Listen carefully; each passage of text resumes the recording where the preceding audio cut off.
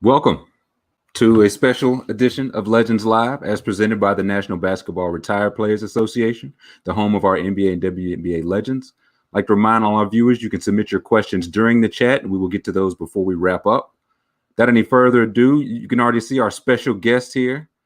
We've got Morehouse man, University of Illinois graduate, and the president of the National Basketball Retired Players Association. We got Scott Rochelle with us. Scott, thank you for joining us. Man, thanks for having me. It's good to be back. Of course. How are you? First things first. I'm well. I'm not going to complain at all. I'm healthy, keeping busy, and trying to finish out this year like everybody else. Yeah, like at all. Like just trying to finish it at all. For sure. I guess the hottest thing going on right now, like before the start of the NBA season, is Giannis is staying. Yeah. Just as a fan, how do you feel about that? I know some wanted him to go with a bigger market, bigger stars. How do you feel about it? No, as a fan, I love it. I absolutely love it. You know what? He used the term loyalty when he spoke about why he was staying, and that's important. You know, in the NBA I grew up with, the star players were in one market. They may have had a year or two at some obscure market at the end of their career, but they stayed there and they became the identity, and the identity was around them. Right. And they worked like hell to try and get a championship. And, what Giannis did is basically taking us back to that. I love it. It's rare. But again, he believes in that team. The team believes in him. Add Drew Holiday. Come on, man. Let's try and make something happen here. And again, for a small market, it's rare, but I really do love it. The thing I like, because I feel like going into this, we kept hearing, Giannis, he doesn't work out with other people. He doesn't do that friend stuff. He's loyal to him. And I feel like we heard that with different guys, and then they all leave. Not to fault them for leaving, but right. He said it, pretty much said it the whole time, like, this is where I want to be. He talked about, like, I've started a family here. He's got, like, significant other children. I think his mother and brothers are there. So if that's home, it's home. And, like, they are trying, like you said, Drew Holiday, they are trying and keeping a pretty good team around him. Yeah, and you couldn't even fault him if he left, but you got to love the fact that he stayed. And, we need competition across the NBA. I saw today that the Lakers are the by far favorite. Yeah, that's boring. Come on. We know they're good. We know they've got, two great players, and then they filled in the roster with other players. But if you want us to watch, let's put some competition out there. Let's build up some other teams that are going to give them some sort of competition. So, I'm a big competition guy. I don't want to know who's going to win the championship before the season starts, unless it's the Bulls. That's fair. I think we know that's not going to happen. So not this year, at least. Not this year. You know what? Eventually, everything goes in cycles. The Bulls may come back. It will not be this year, but when they do come back, we can count on them every time. Yeah, once they get there, they're in it to win it. They just got to get in it. That's the getting in it part. So what do you make of the like James Harden? First, I guess it like him delaying his comeback to the rest of the team and the comeback. Like how does that? I guess what image does that show? Like you don't want that from a superstar guy, but he's unhappy. No, you know what? You want your superstars to be happy. If they're not happy and they're not contributing, they don't make your team better. They're not superstars, right? Mm-hmm. And so with him, I think there have been rumblings and people have assumed certain things about the situation there. It's all coming to light now. But I think it's coming to light because everyone has more access than they've ever had. I think, this problem he's having isn't a new problem for star players. Everyone's been unhappy somewhere. Everyone's had issues, but the access, the peek behind the scenes, locker room leaks, like that drives me crazy. I cannot stand when something comes out of the locker room. The locker room lost all of its confidentiality and luster and what it really means to have a locker room. So do I think he's doing something out of the ordinary? No, I think it's getting more eyeballs, and I think that he has created this narrative because he's played the villain because of the style of play he has. If this was any other player with a different style of play, we may have a different conversation. I've heard a couple of people talk about it this week where they say, look, be the diva you want to be off the court. When it comes to the on-court product, don't mess that up. He hasn't quite done that yet, so I'm going to wait and see. Look, if we see the on-court product change and he's not getting 35 a night and he's not producing for the team, then we have a real conversation there. But I think right now what it is preseason. People are bored. People need something to talk about. They need to make it more than it may be. And look, he has a business decision to make. He's asked for a trade. It's Russ got out. Clearly, there's something happening in Houston. I would love for him to stay there because I want my man Steven Silas to be successful. Shout out Steven Silas. He's a former executive director of the NBRP. He's a former assistant executive director of the NBRPA. Overall good dude. He doesn't deserve all of this drama. But, first day on the job. Let him play. Let him get started. Let's see what happens there. We all need storylines, and I think James Harden just makes for a really good one for a number of reasons. Now, you mentioned the competition earlier. Mm-hmm. Like, for competition's sake, where would you like to see Harden go? Because he could stay out 82 or 72 games this year in Houston. They're probably not a title contender. But if he gets over to Brooklyn, to Philly, to one of these teams we hear in the mix for him, what do you make of that? I like the Philly. I don't like Brooklyn because I want to see what Brooklyn does with the team they have. They put together something solid there. I want to see how Nash can coach them up. That's a very interesting situation. First-time coach who's just a legendary player, really basketball savvy guy. You got, Durant, Kyrie. They've been dying to play together for a while. We've been waiting to see them play together. I don't want to mess that up. Let's let that play out. But Philly has a different situation where they need to put together a new nucleus and a new team that's going to hopefully get back to the contending level they were at a few years back. So that's where I would prefer him to be. Obviously, business is going to be the business, but from a fan standpoint, which I like to put myself in the fan position every once in a while, I would love to see there be some real battles out there. So as a fan, would you, if you were a Philly fan and they said, listen, it's Simmons or bust, like Simmons picks whatever it takes to make it deal, but it's Simmons, would you give up Simmons for Harden? No. And I say that because if I'm a Philly fan, I'm still trying to ride with the process, right? I mean, that's got to by now, yeah. The process, it almost worked, and it's still, it's still going. They're still trying to put pieces together. I just like Bill. I like Simmons out there. I just really do. I like what's been built. I like what's been envisioned with him, his growth. I don't see that happening in Houston. Mm-hmm. I kind of want to see Simmons with his own team, kind of not even doesn't have to be Houston, but it would be not like Steven Silas goes from, he was assistant coach in Dallas where he coached up Luke on offense, takes the job with Harden and then gets Simmons like that. It's worse ways to start out your first gig. No, that's true. It's true. I think, I'm just a traditionalist, man. I actually really love those old Philly teams. I really love seeing JJ and those guys. I believed in that team. I really did. I spent a lot of time out there. Elton Brand is out there working with them, and we've done a lot of great work with the Sixers. And so, I just believed in what that was going to be. And, it's like when Derrick Rose went down in Chicago, we were like, all right, Derek's gone, but let's see what the rest of these guys can put together and keep it going. Right. It didn't pan out to anything, but you still want to believe, right? Right. And I think they're still in the process. As long as you have Embiid and Simmons, you're in the process. If you make a decision on one of those guys, that feels like, okay, the process didn't work. Yeah, and we're moving to the next phase. Like you want to feel something more than just wins and losses. You want to feel like you're a part of something. Right. Like no stadium gets louder than Philly. I mean, they haven't had the championships in the 70s, but they still get loud there. They still believe in those guys. They still want those guys to succeed. And I think that matters. Does the success matter more, or the chemistry, I guess? Because as great as Simmons is, I think he's 7 years younger. He signed for longer. He defends, like, tremendous talent.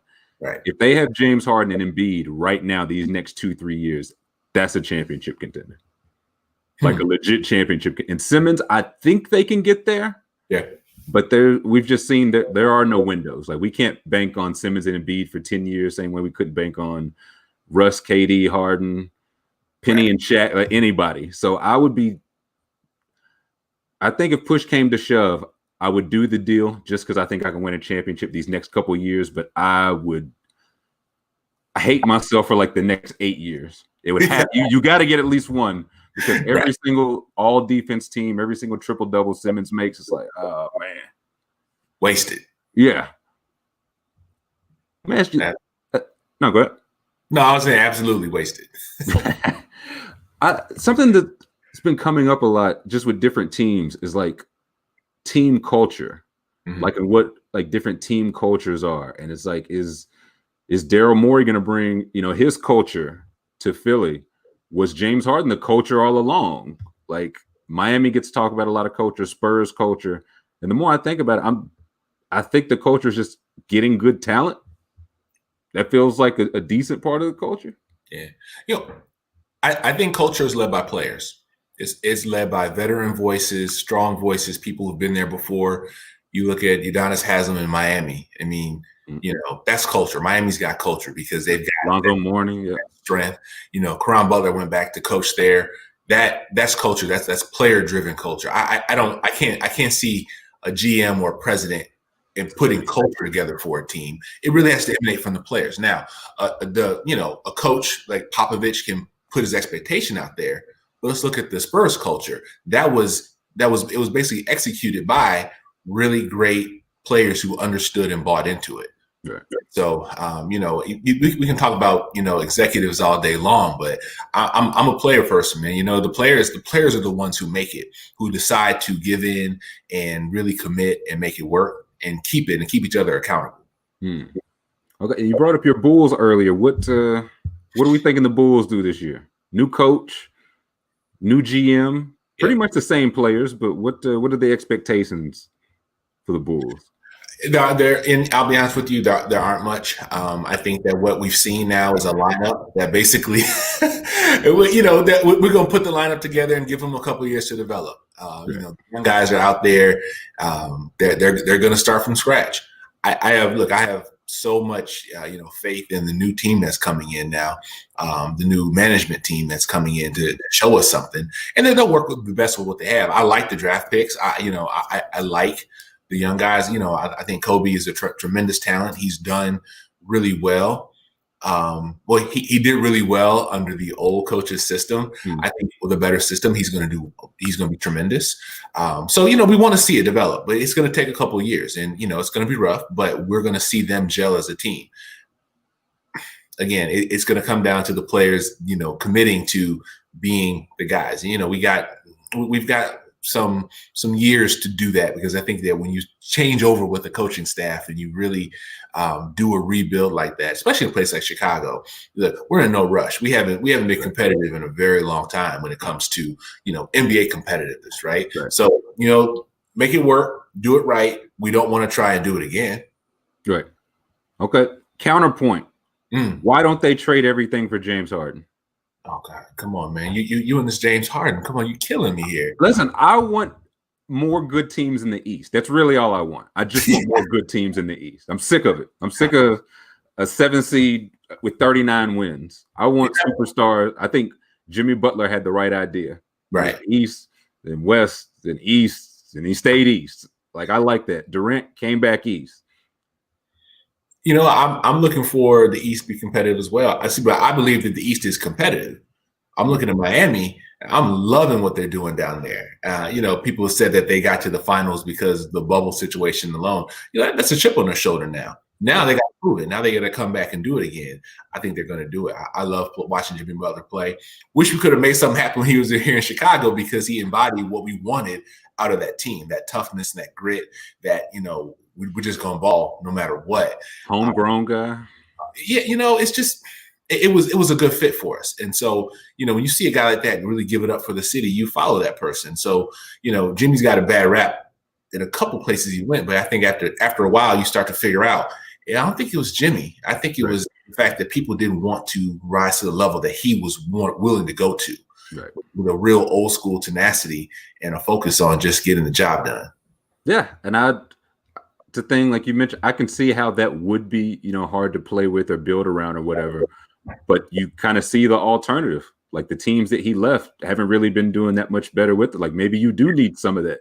Like the Timberwolves made the playoffs with him, haven't done anything since. Bulls haven't made the playoffs since. Philly went out in the first round last year while Jimmy Butler went to the finals. So it feels like maybe that is the culture. Like he's bringing part of that culture. Like, hey, I expect A, B, and C. Find me teammates that can give me A, B, and C. Yeah, I mean, he's there to win. He's going to put the effort in to get there to win. Does everybody in the league want to win the way he wants to win? No. I mean, I don't want to make a comparison here, but, Michael Jordan said it. He was like, if you don't play the way I'm going to play, then that's cool, but let's do that over there. Right. We'll be over here. Or you'll be miserable until you're not here anymore. Right. I look at that Miami team. That Miami team, in some people's eyes and sometimes my eyes, had no business in the finals. The fact that they got there shows me that those guys bought into what Jimmy was saying, rose the talent level up, put the effort in, and got there. That's rare in this league. There's talent everywhere, but that X factor to get there and just to fight through, come on, man. That's rare, and that's what we need more of. And I think we got that in the East. Again, Brooklyn's going to be something. I'm excited to watch that happen. And you got teams like New York that are always going to, New York and Chicago will be on the same pattern for a long time now. That's not the company you want to keep. No, as a Bulls fan, that's not the. It's rough because they're major markets, and we're trying to get things back, but it is what it is. We have to accept the fact that there's some new teams out there. There's some new contenders and people out there. We just got to get behind them and believe the new reality of what we have in the league. I run into Knicks fans all the time, and they still believe. And I was like, man, look, I just don't know. It may be better for your physical and mental health just to take a year off. They're the most optimistic fans, NBA fans, with no reason for the optimism I know. Absolutely not. I can respect it though. I can respect the delusion. Like they're fully sold in on the bit. So I can get with that. Yeah. So you got the East as competitive. Who do you think is coming out? Like you think it's Brooklyn? You think it's Miami again?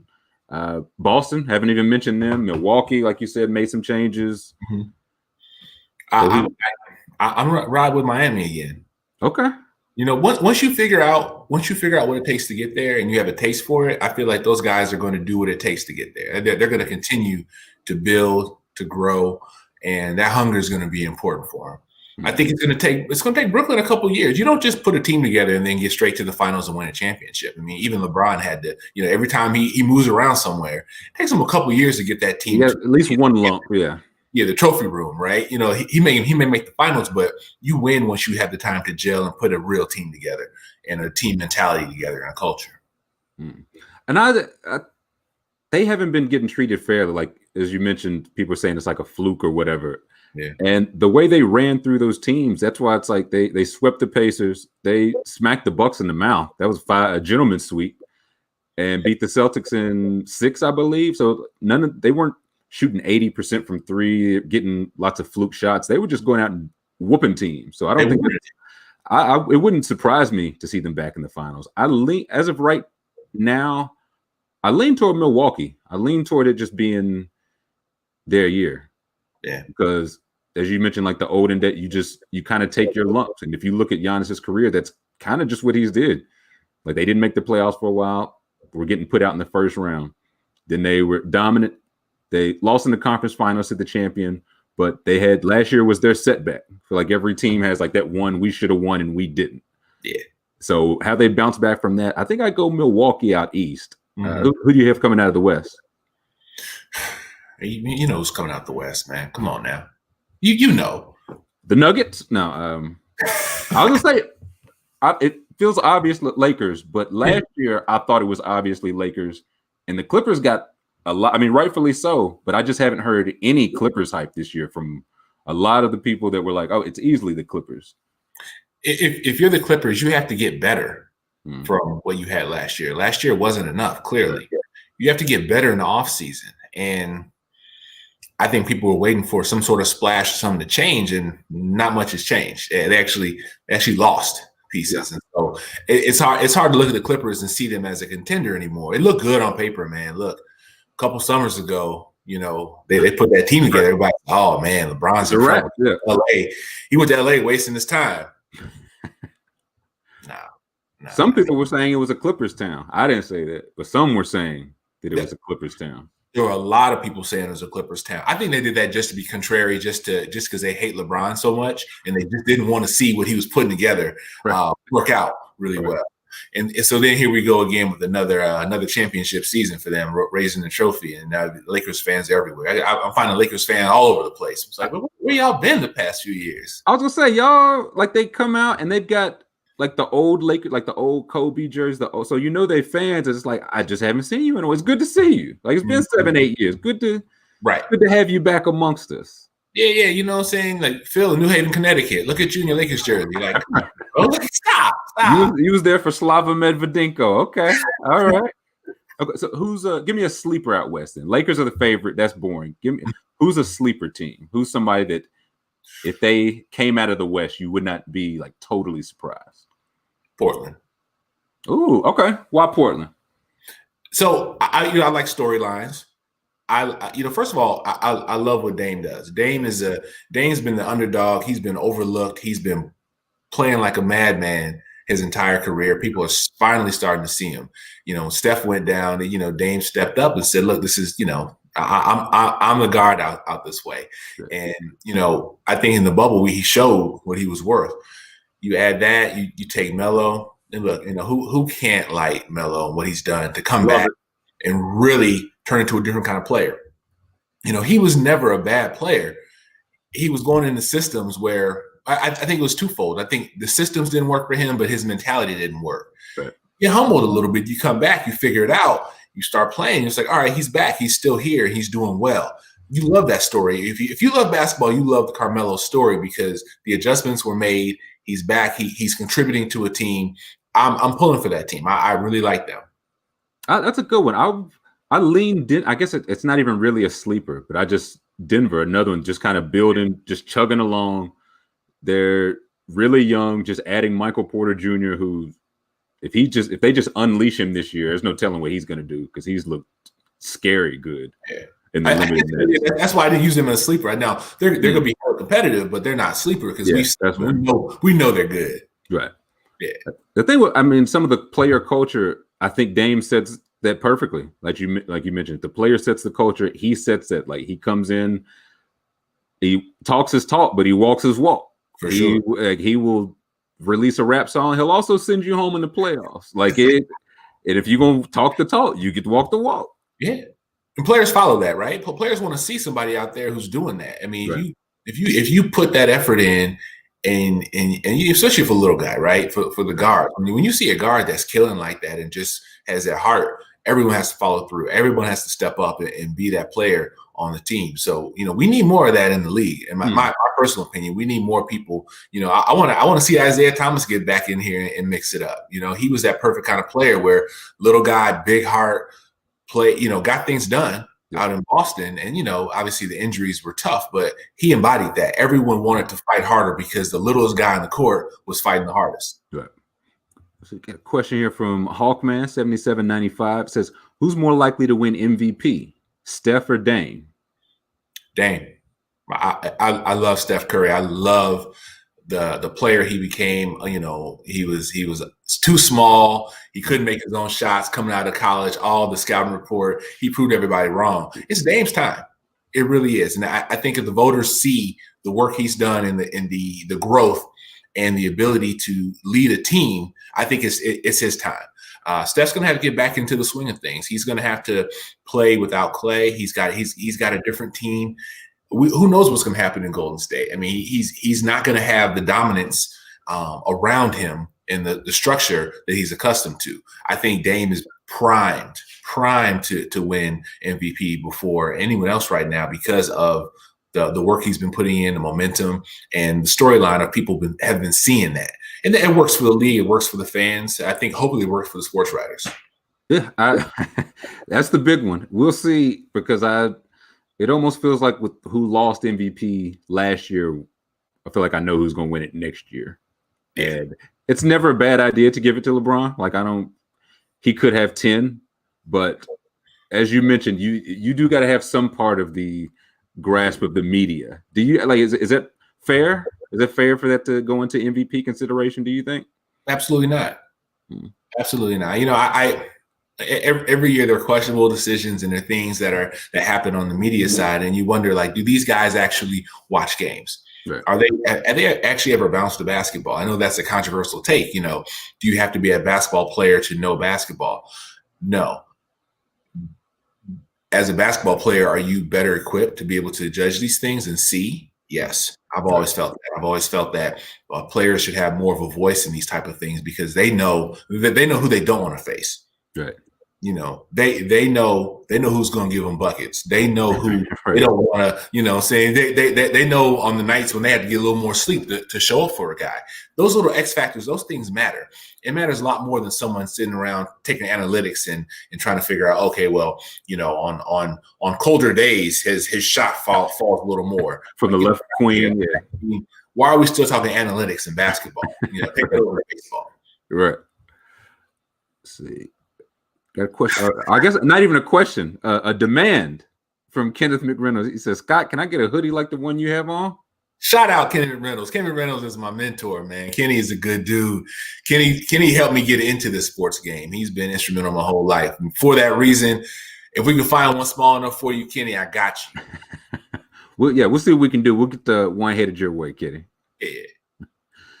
Let's see. We've got a couple questions rolling in here now. One from Kerry Williams, 83. Kerry says, "Hey, Scott, you get Barkley and Reggie Miller in the game now that they're part of the NBRPA. I think they're alluding to the 2K issue. Can you talk about that for a minute, if you would?"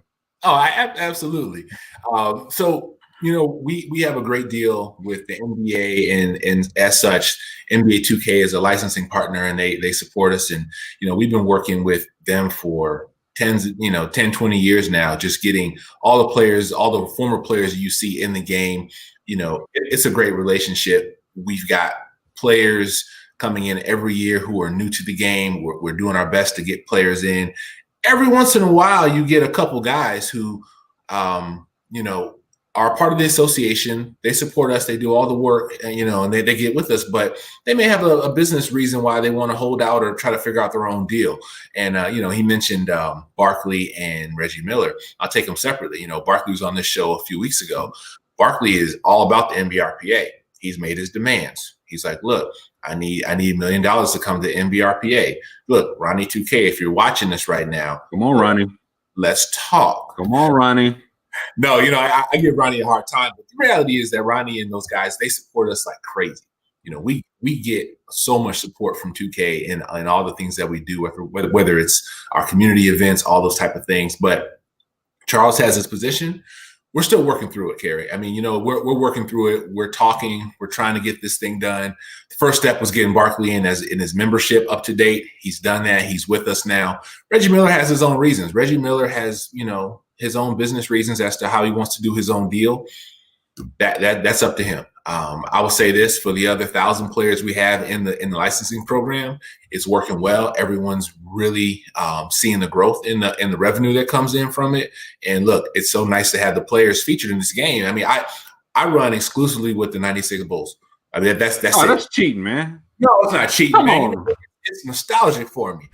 But, you know, shout out to everybody else who plays the game because y'all supporting retired players. You're supporting everybody who's trying to, you know, transition out of the game and keep things going and all the work that we're doing. So, you know, to the 2K bros out there, shout out to you. You're the reason why we're able to do what we do.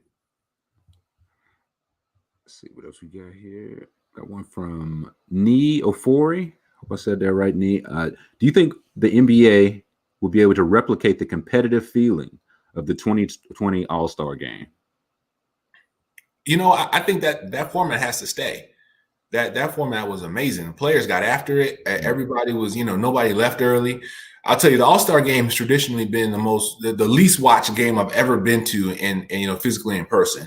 Mm-hmm. You know, you want to go to the concession stand, you want to hang out at the bar, you want to see who's there, right. Hang out, you know, everybody. The fourth quarter. The whole way through. It was intense. You know, I really give the credit to the NBA for fixing that because I think it was good. It was getting to a point where the game was becoming a joke. Yeah. And, you know, some of us were there because of work and work only. But now that everyone's tuning in, I think that's here to stay. Now, I'd heard talk, I don't know if anything's official. Are they doing an All-Star game this year? I know they're not doing like open to public everything, but I figure they'll still like announce it. People will get the accolades. It'll be on their Right. You know, your basketball reference page, but there'll be no gathering, I imagine. No, there's no scheduled game. There's a 5-day break for the players. They'll be able to recharge their batteries. We'll do some stuff. We'll do some activations and different digital things. And the NBA will as well. But I think they've figured, let's just get through 2021 season, keep everybody safe, come back 2022 and get back on schedule. Definitely. Next one we have here from Yorobi. What's up, Yorobi? It says, with Giannis off the board, who is the next guy teams like the Warriors and Dallas should go after to pair with their stars? Man, I will fully admit right now that I don't have an answer to that. I think everyone's just watching Harden right now. I mean, basically trying to figure out what happens there. But yeah. After that, I don't think anyone has too much of an appetite to see too much more movement. But I admittedly I can't think of anybody. I think Harden is the last piece that people are paying attention to.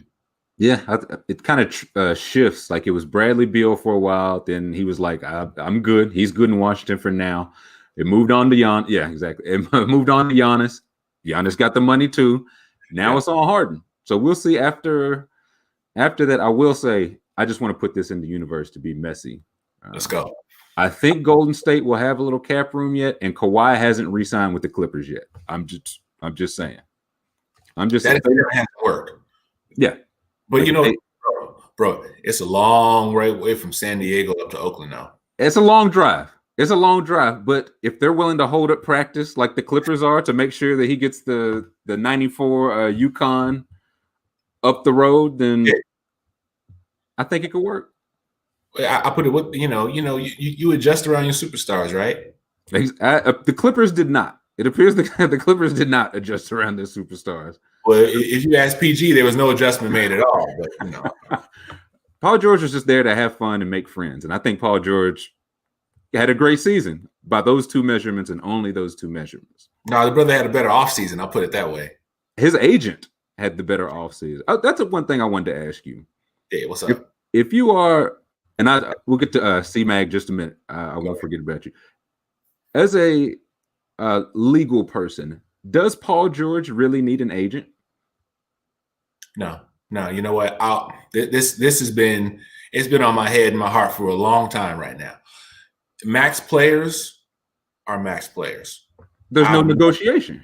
Agents gonna get mad at me for hearing this, but if you got a max player as an agent, I don't care who you are. I can negotiate max contracts. Right. And this isn't, it's similar to the NFL. The NFL has a system where you're drafted is where you're slotted. There's really no negotiation on the front end. Yep. So when guys come in, they don't have an agent, but they get drafted, the agent's not going to change that money. The second contract where the money comes in. In the NBA, where it's a little different, look, the agents do the work for the players who are out of that top percentage. Yeah. Look, if you can get a mid-level guy a really good deal, then you've done your work as an agent. But I'm sorry, if you have a max contract, we all know who max contract guys are. Mm-hmm. There's no secret to it. So you basically go in, you basically walk in saying, all right, at what point will you give me my max to sign? Right. It's really, how many years do you want? Like the money will be the max. Do you want to be a free agent next year? Do you want to be a free agent in 5 years? Like that's really the discussion. Yeah. And the players control it. The players have so much power in the NBA. They're able to make that that decision on their own. Now, is it enough money where you don't mind giving your agent, a percentage? Probably. But, let's not kid ourselves. No one's negotiating max contracts. The max is the max. And that's what got me. Yes, it was just multiple people saying yesterday because I thought, okay, if I'm Giannis's agent, I'm not saying he don't deserve commission or whatever, but he can't get 4% of 230 million. And a guy that's getting, he's got a player that went overseas, had a couple 10 days, and he got him a spot like on the Lakers bench. That guy deserved like 20%, man. That's work. Yeah, that is work. Giannis getting the supermax was him just handing Giannis the pen. I feel like that was the extent of his work as an agent. Now, folks got pretty upset with you yesterday on that. They didn't like that. I don't get it at all. It's a bunch of, I got a lot of people saying, well, it allows, him to focus 100% on basketball. It keeps the feelings out. And I was like, you think agents keep the feelings out of basketball?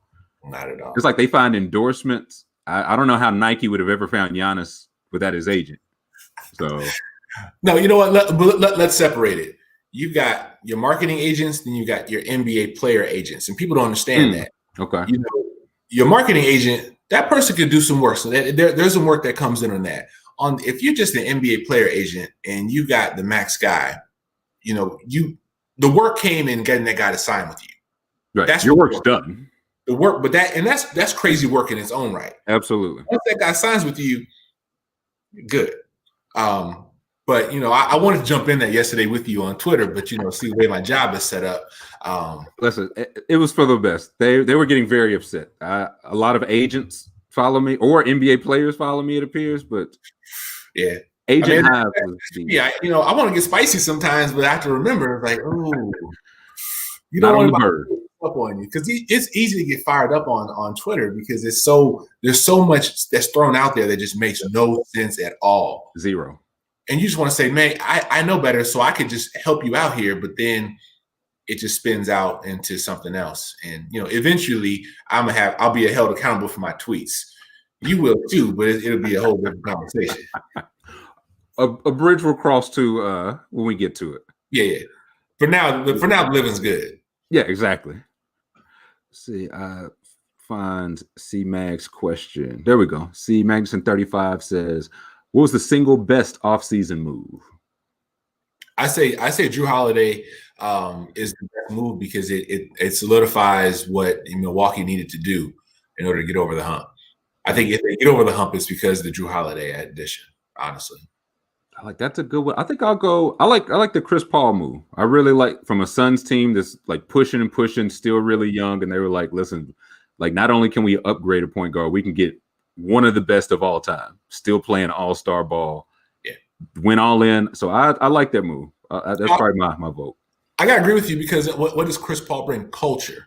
Yep. He brings culture and that leadership. He's going to be able to teach those younger guys. Again, I'm a big fan of the guys that go with the intention of teaching the younger kids. Like Vince Carter played for 35 years in the NBA. His last 15 years, he was teaching everyone who was there, with him, and that was the role he wanted.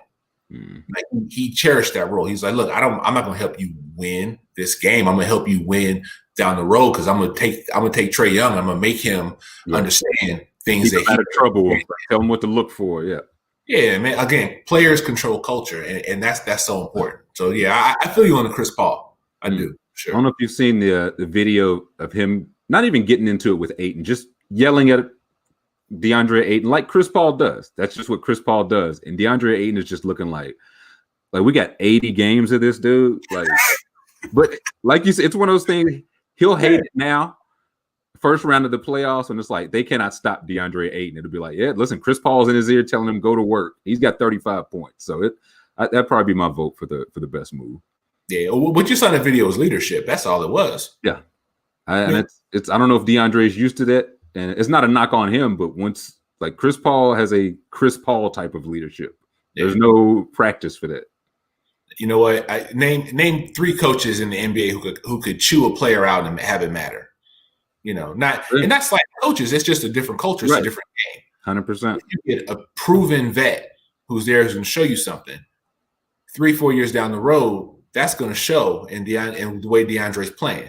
Right. If you talk to players now, talk to the retired players. They'll tell you about who grabbed him as a rookie, who took him under their wing, who taught him things, and to this day they'll tell you that mattered. They gave me things that I couldn't find. I couldn't learn on my own, and the coach didn't have time or wasn't going to teach me those things. Right. It was all player driven. Right.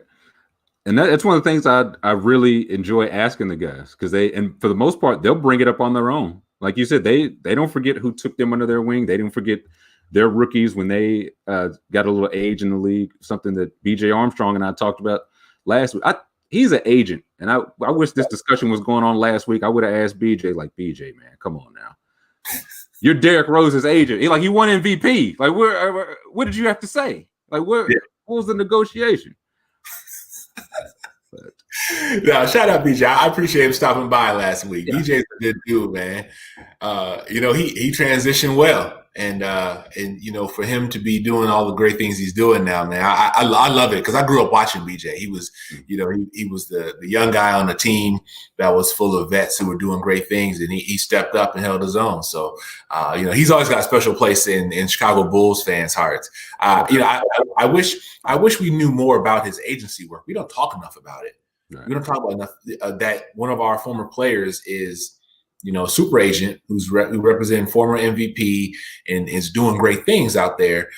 We wanted him on last week to talk about a lot of things he's doing, but he's got a great podcast. He's just transitioned well, and for me, it's exciting to be a part of that with him because it's like, grow up watching somebody now that your colleagues and peers and you're working on stuff with them. It's just special, man. It really is. Definitely. Let's see what else we got here.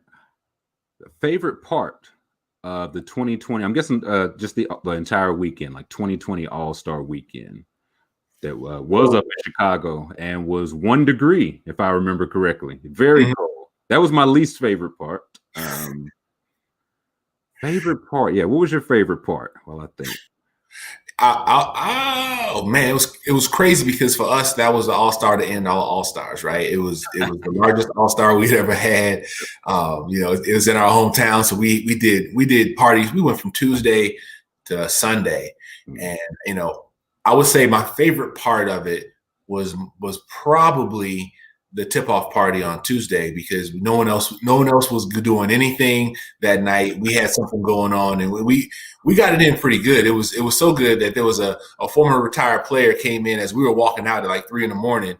and came in, and he literally walked past us, said what's up, went into an empty club, and ran our bill up another $5,000. Oh, okay. So he had a good time. Sounds like a good time was had. He was there with a couple shoe executives and a few people, and they, weekend's over, we get a bill from the club saying, here's your bill from the first part of the party, and then for the after party. Yep. I was like, bro, it's Tuesday, ain't no damn after party. Who had an after party? This is our whole budget. So we got that squared away. No, the whole weekend was great. We did a lot of good work with the kids in the community. We had a girls clinic. We had former WNBA players come out and not just give them basketball skills, but life skills. The path they took. We had some young men come out from a local community organization. They did a full court press clinic, so they're teaching basketball as well as the life skills component. It was so well rounded, man. The team killed it that weekend. I'll say that. But I think we put the city on the map. We showed not just the NBA, but our city about what we do and how we can do it. Right. We've done All-Star for the past 20 plus years as an association, but to be able to do it in our own city and show them. And so for my people to see, oh, this is what you talk about when you're doing All-Star? I'm like, yeah, this is what we do. This is what it means. Right. It's not just parties and expensive tickets. It's really a comprehensive program where we get in and we get active with the community and do a whole lot of good work. So, I can't pick too many. I can't find any bad parts about it, but it's too hard to find one favorite piece. But I will say the story of getting the after party bill for a party we weren't part of was that was rough. I was gonna say, like, hey man, if you're gonna run it up, okay, but you couldn't at least let me drink some of this. That's what I'm saying. You know what I'm saying? Yeah. You walked right past me. Right. And there was no, hey Scott, I'm about to get a few bottles and we're about to do a little something for another couple hours. Right. Just nothing. Yeah. That's later in the weekend. There was not a mention. Forgot all about it. Yeah. Come on, man. I think my favorite part, as I think about it, there was a breakfast. Mark Price got an award. Yeah. And I remember they showed a video, and in the video, it was his brother Brent Price beating him in a horse. And that still upset Mark Price to this day. I think that's one of the things I will take for that. Like they listed all, he was an all-star. He's Georgia Tech's all-time leading whatever, 50, 40, 90. Cavs all-time leading scorer. And it cut to him, and he's just like, that son of a gun beat me. Like he knew I couldn't hit that shot. I'll never hit that shot. That's one that'll stick with me. Absolutely. We did we had a party one night at a local nightclub, and we were doing everything, and we were doing everything right, having all the fun in the world. And we looked up, and one of our players was on a cane, and He's dancing a little harder, and then the doom sets in. You're like, man, this brother's about to fall. Uh-oh. Like he's gonna go down. So it's like 6 of us got gathered around watching him. Like, okay, just in case. Good time. We're gonna let him go. And then when he finally goes, all 6 of us waiting for it. We weren't ready. Nobody caught him. It was terrible, man. But that just basically summed up all the fun we had. We tried to bring the young, fun part to All-Star, and some of our older players just weren't ready for it. And I think when we finally get back to an All-Star, I think the next one's gonna be Cleveland. Cleveland and Utah, I get them mixed up because we skipped Indianapolis. But when we get to that one, I think everyone's going to be ready for the party this time instead of trying to figure out how they keep going till 3 in the morning. It snuck up on them last time. They know better now. You were there for it? You saw it? I saw it very well. I did not know about the falling part though. That's funny, but yeah, my man showed up on a cane and he was doing everything until he got up on the floor. So we'll be prepared next.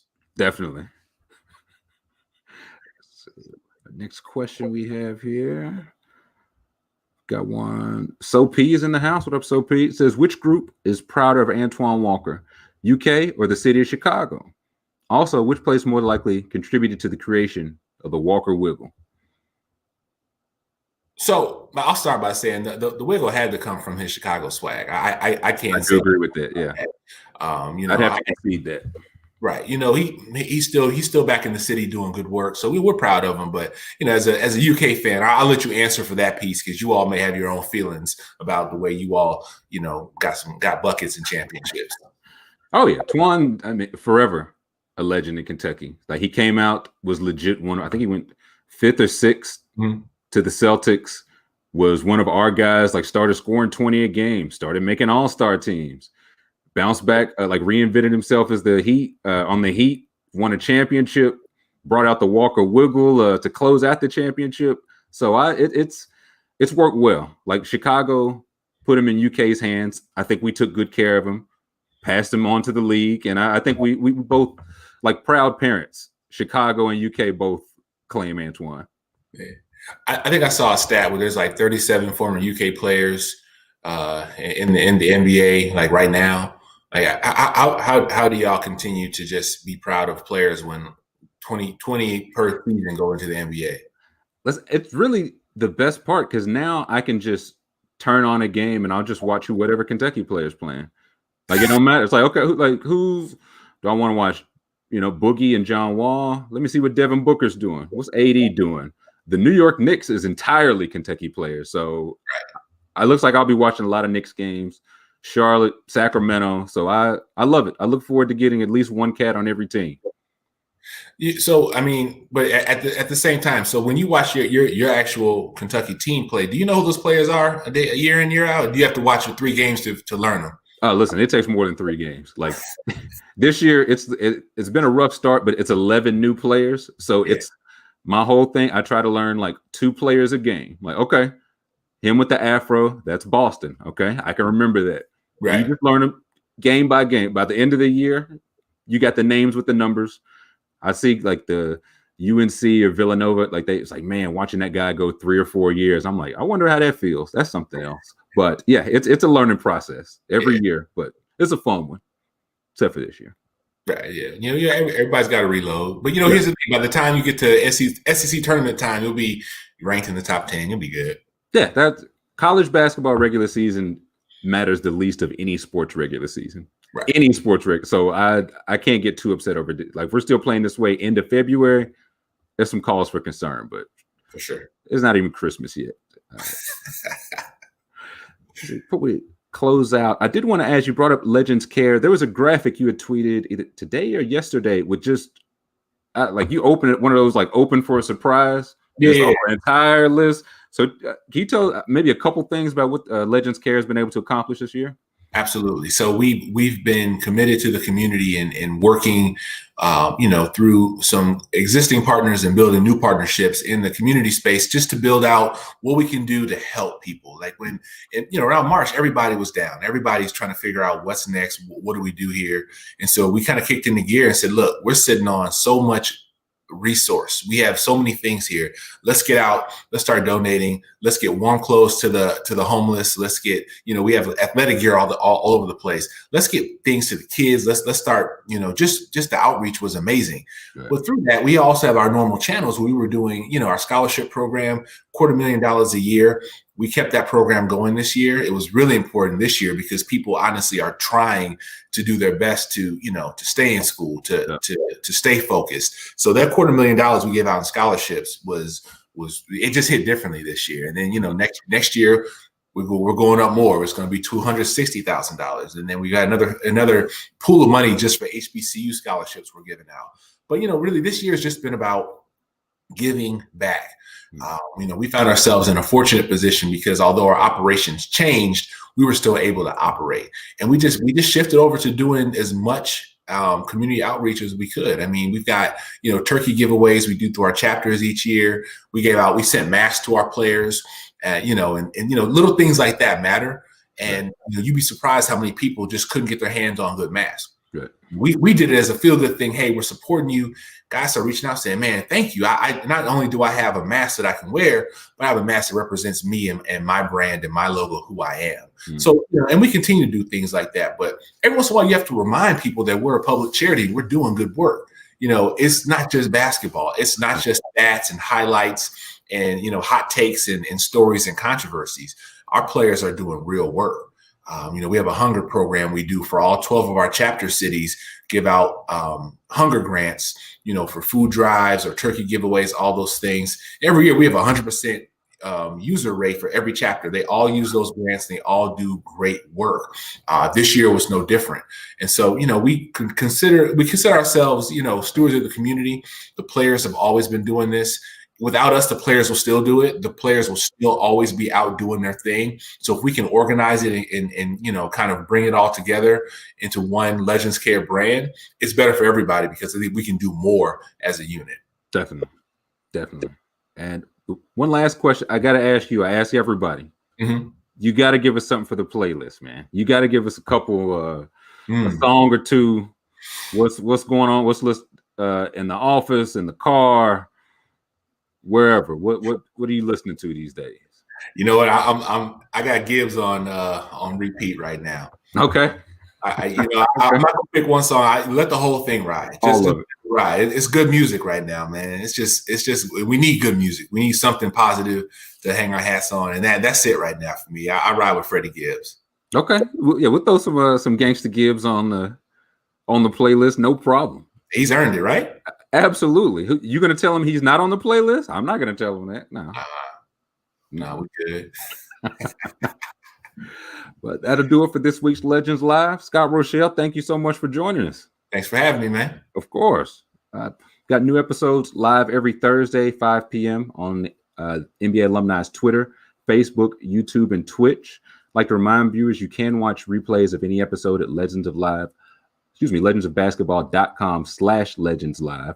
Stay tuned. We will have something coming up for you this holiday week. You will not be without Legends Live for this holiday week, so stay tuned for that. I did want to take this chance to mention we have a great thing going on here with Legends Care. As we all know, the NBA season is tipping off this upcoming Tuesday.